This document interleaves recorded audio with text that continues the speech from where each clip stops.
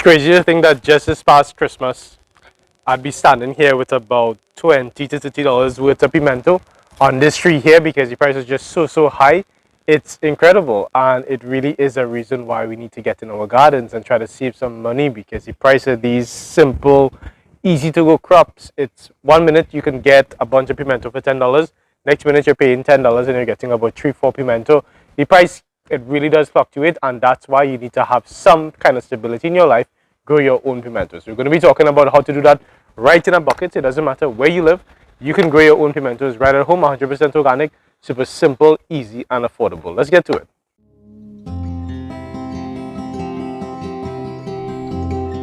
Hello everyone, thank you all so very much for making it for this video. I can't promise it'll be a short one.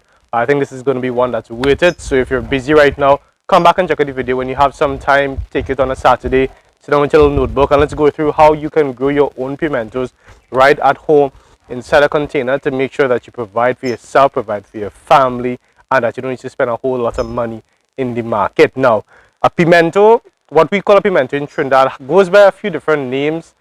I'm just going to be saying pimento because that's what I know. It's a Trinidad's channel, so we're going to be using the Trini terms for this type of pepper. People also call it a seasoning pepper, a Trinidad seasoning pepper. You can also hear the word pimiento, but that's a different type of pepper that's popular more in like Mexico. You're also going to hear pimento, and it's not going to be the same thing, because what a lot of people know as pimento, not in Trinidad or the Caribbean, but in the Northern Hemisphere, is another type of pepper. It actually looks kind of like a bell pepper, like a sweet pepper. It's a bit more round, and it's famous in like Italian cuisine and in Spanish cuisine. It's a bit more round, it's a bit redder, and it's nothing like the normal pimento that we have in Trinidad. So I'm going to be calling this a pimento, and this is what we're going to be talking about today. Now, a pimento is super easy to grow. It's a regular pepper. It's the difference between this pimento and another spicier pepper is just the spice, it's just the heat. So for somebody who is not from Trinidad, or somehow you live in Trinidad, you don't know, you've never really tasted pimento, or you don't eat peppers, so you don't want pimento. Pimentos don't have the heat, but what they do have is 100% of the flavor. So it's sort of like a melodramatic experience with a pimento, because you could smell a pimento, cut into a pimento, and you get that heat, you smell heat.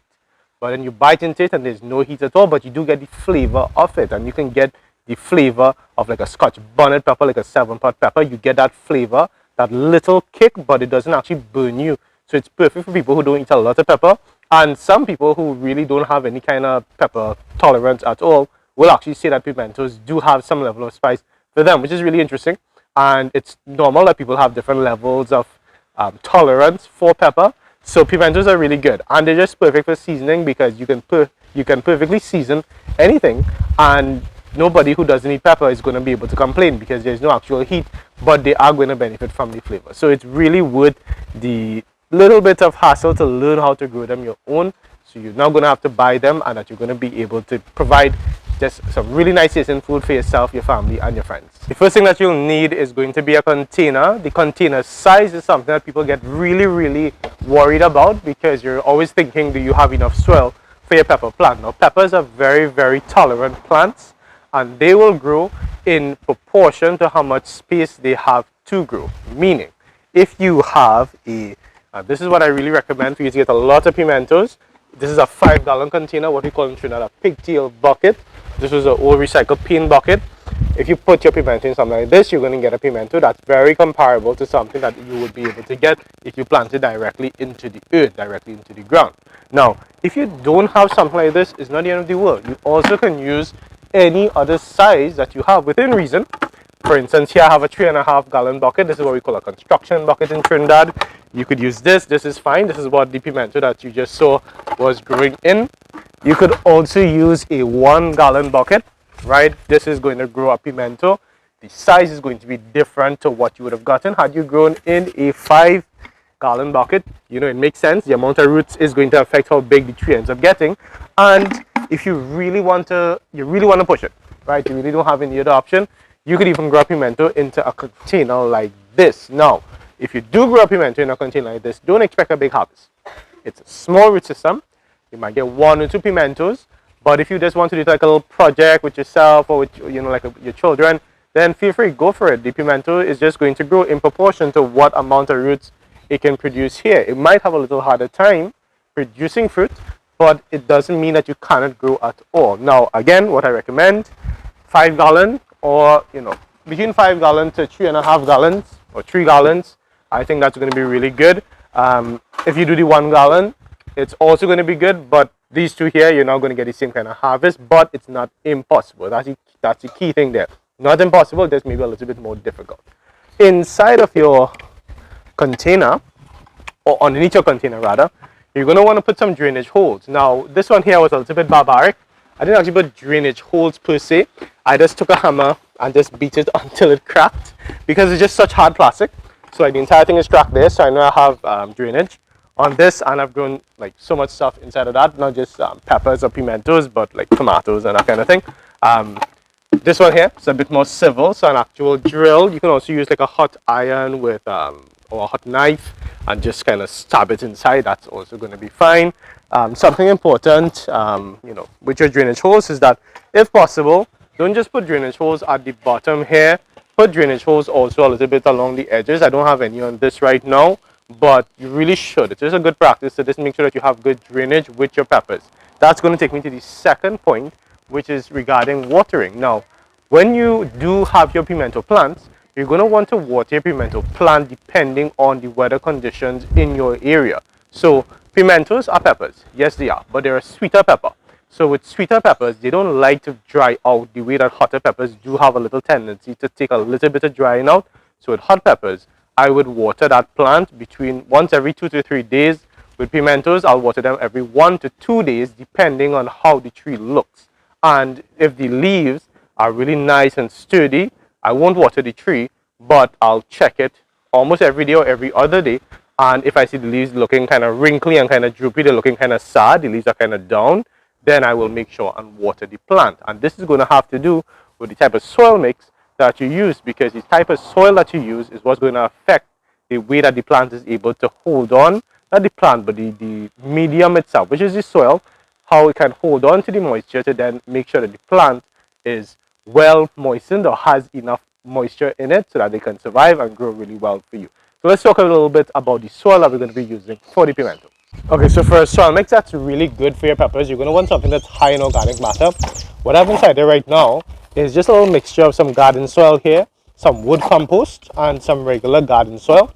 That's all I have inside here right now. So to this now, just to give it a bit more nutrition, a bit more just vigor to help my pimento seedling grow up better, I have here some well-cured cow manure.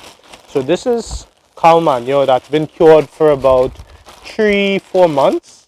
I bought it a while back and I put it to cure.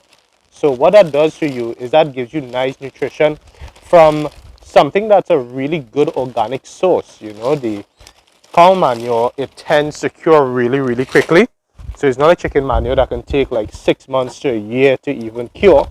This is going to be well cured, so perfect for the plants, and it's going to give the plant a nice boost to start growing for us. All right, I'm going to remove some of these stones. Next thing I'm going to be putting in is just a little bit of worm castings. Right, this is a wonderful source of nitrogen, which is something that peppers really need. They need nitrogen because they grow really quickly. Right, all organic. And the last thing I'm going to be putting in here, you see me just working this one area here because I don't want to just mess up the entire wheelbarrow. And the last thing is this is an organic fertilizer here. This is a tomato tone from Ipsoma, 100% organic. Peppers and tomatoes are very similar in their nutrition index, what they need to grow. So this is very optional, by the way. The cow manure and the worm castings are going to be fine, and the bit of wood compost, the little bit of compost that's inside here, the garden soil. But this is really all that you need to grow your pimentos. There you go. So basically, and I haven't even really moistened this as yet, but I'm going to try to show you all. There's zero moisture in here. Zero moisture. But still, let me make sure that it's focusing.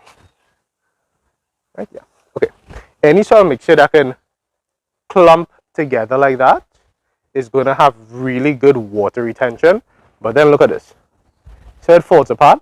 That means that it's also going to have good drainage. So that's what you're looking for with your soil mix. You want something that can clump together. Of course, when it has moisture, has a bit of water in it, is going to be better at doing it.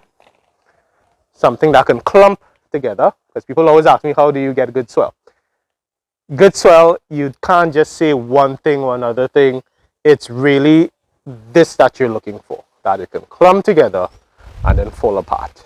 Right? If you think about sand, sand is going to fall apart really good for you, but it's not going to clump together. Sharp sand, that kind of thing, it's not going to do that for you. In an organic garden, this is what we're looking at, because that's going to help us have really good pepper plants. Besides that, inside of this organic fertilizer here, we do have microorganisms. These microorganisms are perfect because what they are is beneficial bacteria and fungi. Those beneficial bacteria and fungi help feed your plants. What they do is that they attach to the roots of your plants and then they create networks. And what they have is a symbiotic relationship. Symbiotic relationship basically is a fancy way to say that I help you, you help me. The microorganisms are going to help the plant by going out looking for nutrition, for nutrients, come back, give it to the plant.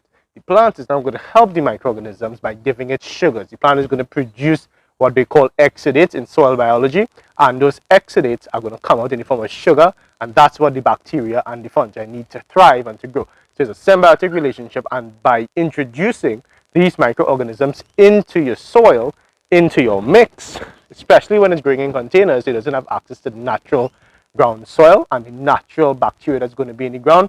Putting that into your container is going to be perfect for your pepper plants. Okay, now that our soil is ready, I'm just going to load up the soil inside this container. So I'm going with the 3.5 gallon bucket today.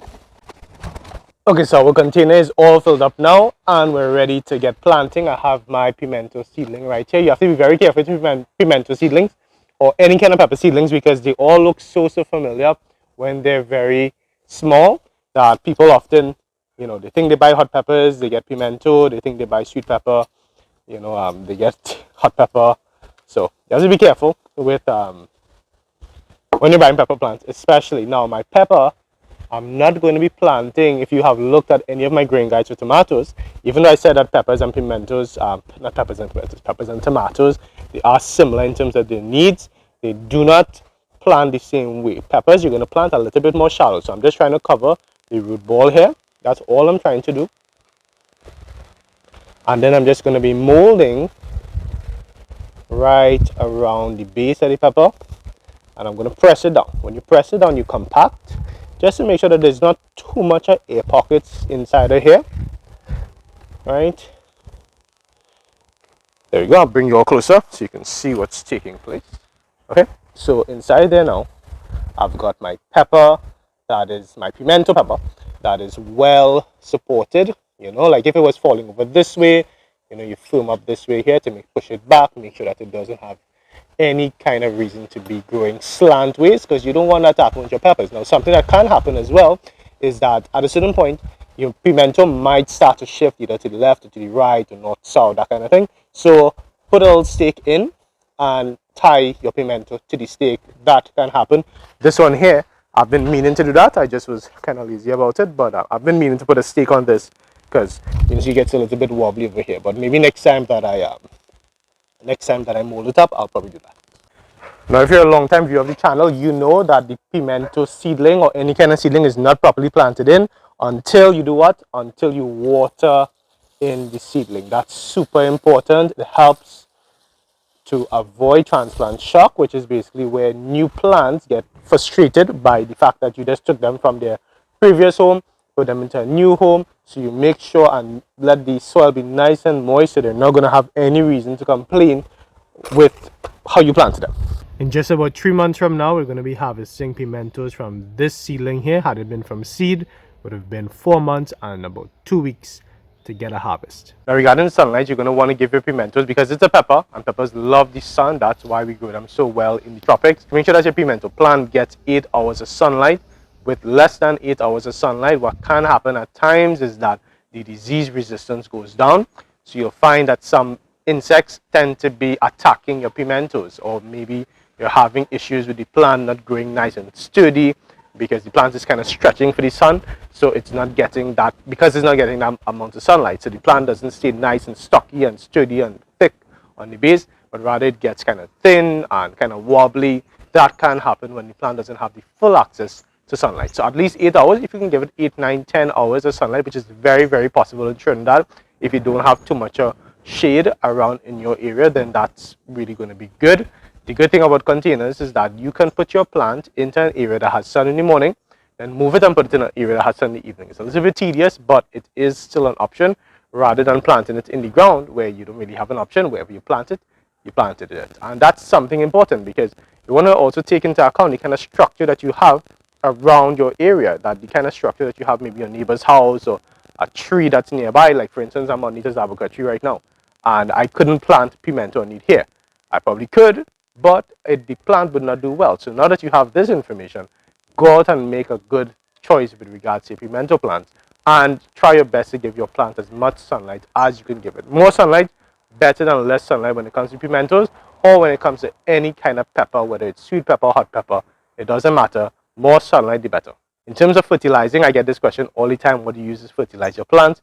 I use nothing besides my compost, my wood compost, my cow manure, my worm castings. That's all that I use in my plant. I use the organic fertilizer as you all saw at the very beginning. I don't use it at any other point because organic fertilizer doesn't work like how soluble chemical fertilizers work. Chemical soluble fertilizers, which I do not use in my garden, they are meant to just give your plant a direct hit of nutrition one time. Organic fertilizer, rather than giving it one set of fertilizer at that point in time and then it washes away, because I'll tell you, sometimes less than 50% of that chemical fertilizer will be absorbed by plants. The rest gets washed away, goes down the drains, goes into the rivers, causes some stuff in the environment that we're not a huge fan of here on this channel. So we go the organic route. And with the organic route, what that does is that it creates a slow release fertilizer. It creates, rather than the fertilizer, than worrying about the fertilizer, it creates an environment whereby the microorganisms, that beneficial bacteria, the beneficial fungi, provide the nutrition to our plants. So I don't give my plants nutrition. I give my plants an environment whereby the microorganisms can then feed my plants. That's how it works in an organic garden. We work with nature. Because ask yourself this question. Because you might think, well, why are you trying to grow plants without using chemicals? That's how we do it. Is it how the rainforest stays green? Like somebody goes and, fertilizes the rainforest. They go down to the Amazon with a whole set of blue stuff or green stuff or red stuff and throws it. That's how the Amazon remains green. No, it has a perfect ecosystem of microorganisms, fungi that spreads miles, networks of fungi, these microorganisms that are just doing this amazing work. Mycorrhizal fungi, that's just amazing what they can do for your plants. Water retention, fertilizing your plants, protecting your plants, just giving your plants that all-round balance of everything that the plant needs. So we really focus on that here in the Trinidad Gardener's Garden and in the Trinidad Gardener's channel, and it's something that I really want to encourage you all to do. So don't worry so much about giving your plants a hit of fertilizer. Feed your soil. Let your soil feed your plants. That's how we do it here on this channel, and that's going to eliminate the need for you to worry at all about your plants. The most that I will do in terms of giving my plants a hit of fertilizer is I will do my worm tea for my plants. I will put a link up here so you'll be able to see how to make your own worm tea using the worm castings that I just showed you just now when I was preparing the soil, and you'll be able to completely have everything that your pimentos need to grow. And with that, that's everything that you need. So you're going to be able to go out now and start growing some wonderful pimentos. And when it comes to Christmas time, when it comes to Diwali time, when it comes to all the big holidays in Trinidad, when the price of pimento just goes skyrocket, you're going to be fine because you're going to have pimentos growing right at home, which we use. I can tell you specifically in this house, we use pimentos every single day, sometimes 2-3 times a day. The more that you grow, the less you have to buy until you get to the point where you can grow enough that you don't have to buy at all. And if you have a whole set, you make season with it, and that way it spreads even more because you're just using a little bit or you're using it reasonably. Some people, if you grow and if you use so much of pimentos that you have to grow a lot, then grow a lot and help save yourself a lot when it comes to having to buy pimentos in the markets or in the supermarkets. And of course, we're going to be not just getting pimentos that are not being paid for, but you're also helping the environment because you're not starting your car to go look for it. You're saving yourself the stress You're saving yourself the money of having to pay to go for it. It's a lot of benefits, and of course you enjoy the garden. So remember that if you know somebody who would be interested in growing their own pimentos right at home, 100% organic and super simple in a container, doesn't matter if they live in an apartment on the fourth floor, they can still grow pimentos. So feel free to share this video with them to just help them out at this time when we all could use as much help as possible. I know I certainly can use as much help as possible with growing and just having my own food to be self-sustainable and have my own food security right here, that I am taking charge of the food that goes in my own mouth and the mouth of my friends and my family. Remember that you can follow us on Instagram, TikTok, and Facebook. See more content coming to Trinidad Gardeners Garden, and feel free to tag us on any of those platforms because it's such a benefit to us, such a motivation to see you all in your gardens, practicing the things that we're talking about and using this information in your own lives. And some of you have been starting businesses, which we're so proud of you. Some of you have been, sending me pictures of your home gardens that you're out there doing the thing, and I can't tell you how proud I am of you. So continue doing it, and just really continue enjoying spending time with yourself, spending time with nature, and spending time with your family. Remember, as always, this has been Dylan from the Trinidad Gardeners channel, reminding you to get up and get growing. Take care.